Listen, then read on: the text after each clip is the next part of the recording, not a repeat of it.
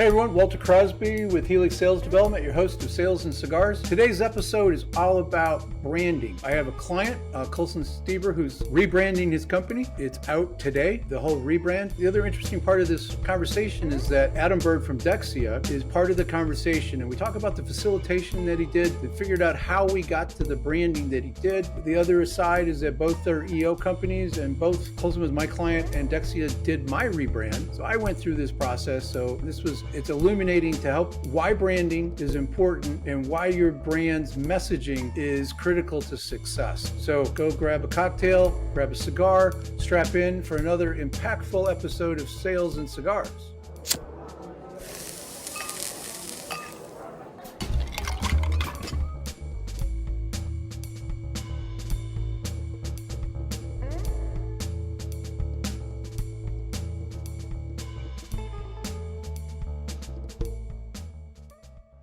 Hey, welcome everyone. Gentlemen, I've been looking forward to this episode to kind of tell the story of a rebrand and why we're doing this. So let's just jump right in. Colson, can you share a little bit about the company, a little bit about the history, and a little bit of the whys, why we're talking about a rebrand for your company? Absolutely. Colson Steber, co-CEO of Qlarity Access, as is being announced right now. And the company was founded in 1997 by my father fulfilling his dream of becoming a small business owner in a small town, actually service customers that he could never service in sales as a large corporate person. And you fast forward to 2 decades later, when telephone interviewing was no longer the primary mode of completing market research, myself and my business partner, Curtis Burrow, that's my co-CEO now, he had been kind of my father's right-hand man for 15 years.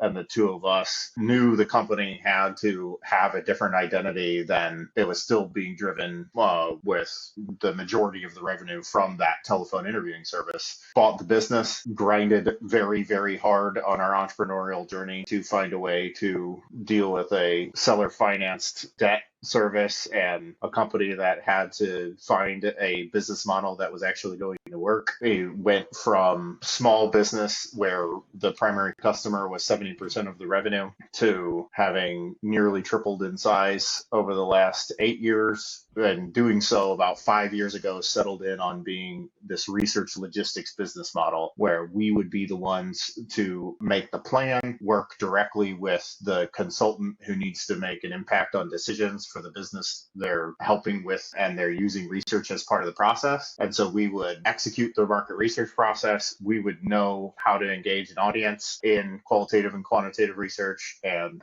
we've stepped that forward. So in 2020, used our agriculture sector expertise to launch specifically as an ag access brand, which is the only, previous to this rebrand, is the only smart marketing choice that I've ever made. I'm going to interrupt. It's brilliant. It's not smart. It's brilliant. Segmentation like that for the audience you have. So we found a way, right, to that's all. Take I had to chime in. People who we had relationships with and knew a lot about completing research. And it's so narrow that it's something that people can actually find us for being a trusted expert that can help them to run that research logistics proven process. So the current identity of the business is this very principled, intentional focus on how do we create clarity to decisions. We have to build confidence in the research outcome that's getting delivered. Well, the proven process is set up specifically to build the confidence that is actually using our output and had a vision for including research is able to have what. I think the other thing that we shouldn't downplay here is the research logistics plan is the value, is really the offering that you're giving to your customers. That's what you're really offering them. Confidence, a system, and a process that is repeatable, and it delivers, it takes the worry out of them. They can go worry about other aspects of their business, and you take that off their plate, go handle it. And if something does ever go sideways, you know about it way before. What is our real value delivery is in that research logistics plan. That's the completion of our sales process, is exactly what this plan, and then it's up to execution, measuring ourselves on our progress against that plan, communicating as professional service delivery actually hitting the outcome that we set out to hit, which again, that goes directly to being able to have the courage to step through that process and actually count on the fact that there'll be confidence in the decisions that are going to be made based on it. And I think that's as I said in the intro before we started, this is, I mean, I'm involved with the sales organization and coaching the team. And it's a beautiful thing when you can tell the customer what the outcome's going to be and you tell them how you're going to get there. Very fair. That is just something that delivers that value and that confidence to those folks that they can go do the other things that they need to. You just take it right off the plate for them. So I think that's a critical element, and that's not going to change as we rebrand. We're just going to highlight and really focus on that. Fair? Adam Bird is with Deksia, and what's interesting here is Deksia and, well, I'm not even going to say the name yet, right? Because we'll cover that. But Colson's company are both EO companies. I had a relationship with Deksia prior to Colson. And it's a cool little thing here. Adam, you can talk a little bit about this, but this brand is from Deksia. You guys took what Aaron told me was a shitty logo and shitty brand to what it is today. So I've been through this process. I understand it. And I'm excited for you to kind of walk through that idea, Adam, if you would, about your role. Branding is something that's really baked into the DNA at Deksia. It's probably one of the things that we enjoy doing the most, because oftentimes it is the identity of a company that is one of the greatest barriers to really giving it a fighting chance in the marketplace. This isn't marketing, this is just basic psychology. If people don't remember you, then it doesn't matter. Be anything but, be anything but forgotten. Even bad is better than nothing. And so we have a relatively unique approach, especially just talking with Colson, because our approach blends a little bit of the quantitative and the qualitative. The quantitative data is, in my mind, critical. It's the new oil. It's kind of everything for everything. But when it comes to building relationships and determining sort of initial direction, it can be really helpful, but it can also be a little bit dangerous because of the bias of the person making the survey, building out whatever the focus group is. And so the branding process we have is really driven by the client. It's not really driven by us. We didn't have a vision for what it needed to be for Walter and for Walter's new brand. We have a process. It's a facilitated process. Our philosophy is you have everything that you need to have a memorable, sticky, contagious, interesting brand. You already have all that. It's just a matter of assembly. It's a packaging and putting together kind of problem. But that's a really important point that I've gotten out of the process and other things I've learned from talking to you guys. It's in our head as an entrepreneur, as a business owner, but more often than not, we don't know how to message that in a way that's going to connect with our audience. And we often think about it in an incongruent way. I'm kind of curious as to how that process, I want you to finish what you're talking about, but I want to come back to Colson and see how that felt for him. You think you know your business and you think you know your outcomes, and then you start to think about what those words really mean. That's the hard part. That's the magic of rebranding and actually getting the messaging. The process, it's a facilitated discovery. We sit together, and as best as I possibly can, I try to make it feel as conversational as possible. It should be like a deposition or something, because that's not fun. And we do this process because you guys do have it between your ears and behind your eyes, but that vision needs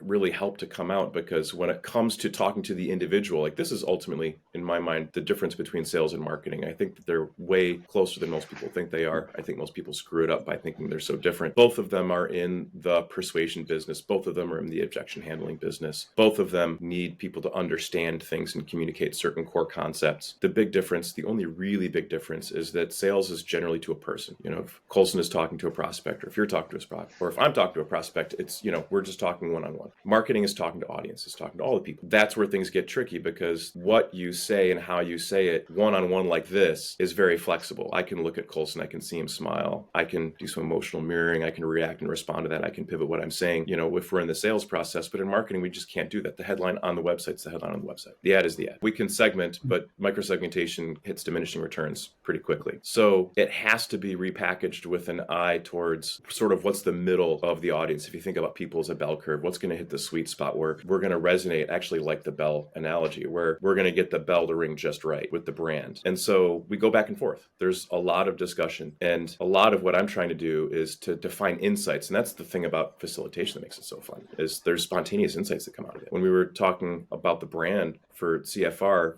before, we have a couple of things we do first, which is really understand the audience or audiences as best as we can, the organization, what they do, what it means, how it's different. And then we want to figure out, like, what is the character of this brand? Marketing of stories, sales of stories. So who is this character in the stories? And one of the things that came out with CFR that I think is very powerful is that CFR is not stuck with a solid linear process for what it does. CFR uses frameworks. It's structured thought itself. It's a way of thinking about and approaching the research and the plan. And the thing with the framework, it's not a formula, so it's durable, right? So when something goes wrong, then you can do something about it. You can communicate it clearly because you're working within a structure that you can use, you can adapt, you can communicate. And we do this really nice synergy because we do something very similar for the brand. And so we dove in and we found that there was some pretty powerful stuff that's going on within CFR. Leveraging these frameworks is incredibly important, but also important part of the brand is the values of the brand. And I don't mean the values like if you're an EOS company, then you have the values that you say in your VTO and stuff like that. A lot of companies have mission and values, but these aren't that. Like, this is kind of a frequent mistake. It is not like the values and mission for the company. It is, what are the values that we share, like arm in arm, hand in hand with our audience? What do we stand for? They stand for too, or that they want someone to stand for. And what do we stand for? And then also, what do we stand against? And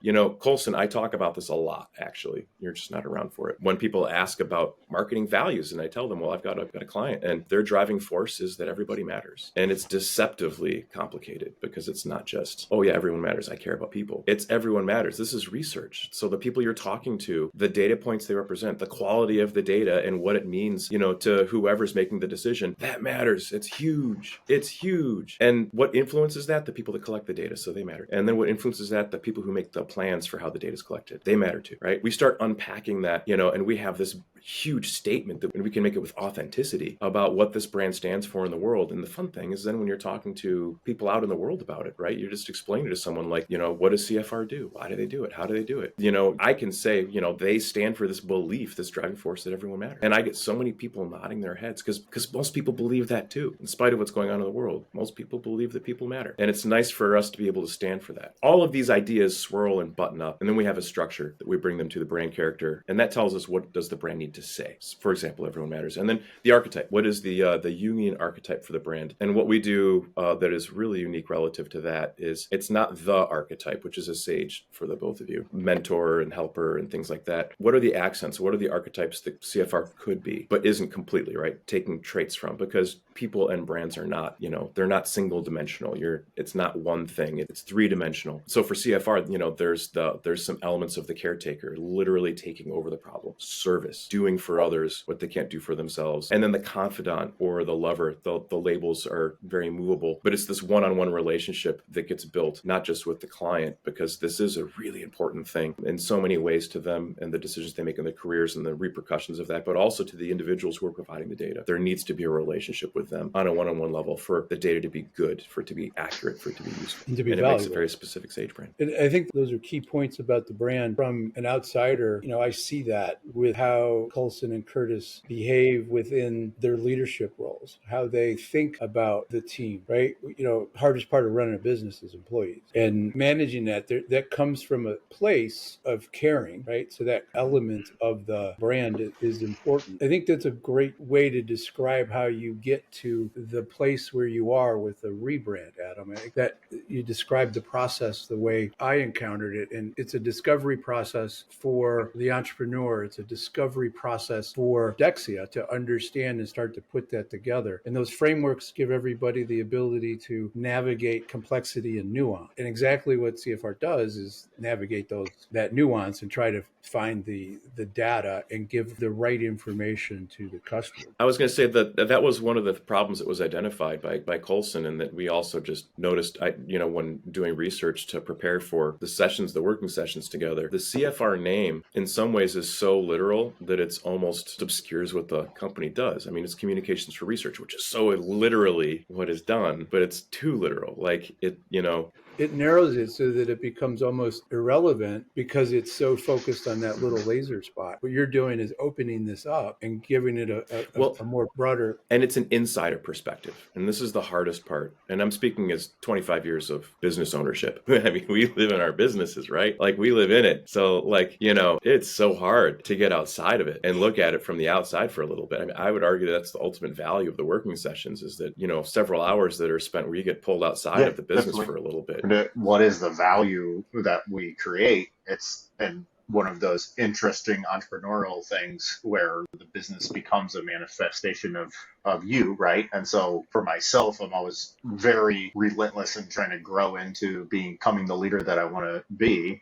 And the leader that I want to be is someone that when you ask the question of who's someone that's made the most influence on your life, every single answer that you will get back is one of saying that someone helped me gain the confidence or feel confident that I could go do what I wanted to do, right? And that's the role that I want to play in running the research process and who I want to be as a leader. And so unique part was to sit down with Adam and share that very strong point of view of good people doing good work. And I want to lead people towards having confidence in the research outcome, right? And him going, yes, this is and you having your own framework and step through to say, this is how we capture that and represent it out to the world and stop describing ourselves, commoditizing ourselves, and start actually saying that we're unique. That is where we get to today. The new company is Qlarity Access, Clarity with a Q. And so we are officially only writing Clarity with a Q as a business moving forward. And what that looks like is the delivery on that point of view, right? And my experience with it, I basically view someone of that caliber to be not accessible to me as the entrepreneur. And I was not expecting to be able to get this rebrand done this year. And then as I got engaged with Deksia and got into the conversation with Adam, it was very clear that I had, then it switched to, this is something I want to do, but I have no idea how I will make it come true, into this is the no-brainer choice. We need to do this now in the first 6 months of us being engaged and working with Deksia, and we've now completed that first part of the journey. And so from here, we have an ability to have taken our Ag Access brand of agriculture sector specific and appropriately show that that is our relationships, and it's a service product of Qlarity Access delivering on the research logistics proven process. And it sets us up to take that next step to say, what's the next audience we have access to that we can provide access to that audience in the sense of everybody matters to participate in the decision process, right? Because they're literally going to get to do the research, and we can provide access to the people needing to do that research because we know how to engage that audience with our research logistics proven process. We'll be able to now repeat that success of Ag Access appropriately so that our business achieve what we want to achieve. To Adam's point, it's all in my head. Part of who I am is ridiculously introspective and contemplative about this. And so it's right there, right? I don't need to be the hero as the entrepreneur, do all the things. Yeah, the new brand is launching today, which is the actual 27th year anniversary of the first day in business of communications for research back in 1997. You want to get out of that seat and go stir shit up, as somebody once said. I think there's one other little piece of inside baseball that you discovered recently in terms of the timing of this. As we release this out to the world and your brand gets out there, you want to share that little tidbit? That's cool. I mean, it's serendipity. I don't think we planned that, but it's a really cool aside. So awesome. Adam, is there anything you want to add to this before we wrap up? Yeah, so it was the copywriting team that came up with the name. I can't claim the brilliance for that, but we do have an approach towards how we do it. And in this particular case, the approach that we did, and I would like other entrepreneurs who are out there listening to this, when you're thinking about the name of your company, it's easy to name it what we literally do, communications for research. What we have to remember is that the decision is going to be made by somebody else to work with us, to buy our product or our service. And they're going to have their own perspective, and their perspective is more valuable because they're the ones who are making a decision to work with us, to to help us Absolutely. bring value to the world. Without them, we don't really do anything. And so most of what I'm doing is really just sort of bouncing back and forth between an external POV and then trying to join the business owner for their internal POV, understand where they're at, and then how do we craft that external so it looks the same. And when it comes to CFR, now Qlarity Access, in a way, we're still being very literal to what's being done. The difference is that what we're doing now is not being literal to what the work is. We're being literal to what is the result of the work. That's a great point, is making that connection. And if it doesn't resonate with our audience, then they're not going to connect with the brand. We're not going to get the traction that we're looking for. So, gentlemen, I think I wish you both great success here. I've gone through this. I know both of you. It's a fun process. And the next couple of months, as this develops and unfolds, it's going to be fun for Colson and the team to experience the reactions that they get from prospects and longtime customers. Because you've got customers that are 27 years old, right, Colson? Yeah, which is another testament to the business. So, guys, Thank you. I appreciate the time and the opportunity to talk about this branding process. So, thanks. Thanks, Walter.